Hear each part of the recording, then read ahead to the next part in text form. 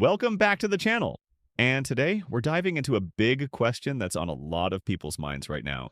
Is trucking still worth it in 2025? Is it still profitable? Or has the industry passed its prime? Whether you're brand new and thinking about jumping in, or you're a veteran behind the wheel wondering if it's time to double down or switch lanes, this video is for you. We're going to break down the state of the market, what's happening with rates and fuel, the rise of new niches, and whether 2025 is a time to start strong, hold steady, or make a change. All right, let's talk facts. The trucking industry in 2025 is a bit of a mixed bag. There's a lot of movement, but not all of it's in the right direction. We're seeing freight rates drop in some areas, a few slight rebounds in others. Fuel prices still climbing slowly, and regulatory pressure, it's intense. It's a time of adjustment and adaptation.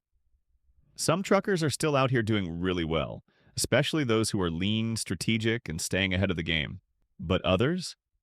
They're parking their rigs because the numbers just aren't adding up. Let's break that down. Freight rates have been on a bit of a downward trend. Compared to a few years ago, the margins are tighter and loads are more competitive. But in certain regional markets and specialized areas, we're seeing a bit of a comeback. You just have to know where to look. Fuel has somewhat stabilized, but don't get too comfortable. It's still high compared to the good old pre-2020 days. And when you're paying out of pocket as an owner-operator, that alone can eat into your profits fast. Then there's the regulation wave. New emissions rules, stricter inspections, driver classification laws, even pay structure changes in certain states. You can't just drive anymore. You have to stay informed, compliant, and ready to pivot. So what's the better move in 2025? Going independent or staying on with a company? Owner-operators have that freedom. You choose your loads, your routes, your lifestyle, and yes, the earning potential can be higher. But so are the responsibilities: truck payments, fuel, maintenance, insurance, taxes, unexpected breakdowns. Company drivers, on the other hand, you get consistency, a steady check, often with benefits, and no repair bills when something breaks down. But you lose some control and your income may cap out unless you move into specialized routes or positions. If you're new to the game, start with a company. Learn the ropes. If you've been driving for a while and you're disciplined with your money and business, owner-operator life can still pay off, but only if you run it like a real business. So let's talk about where the real money is flowing in 2025. If you're trying to earn top dollar, you can't just haul anything.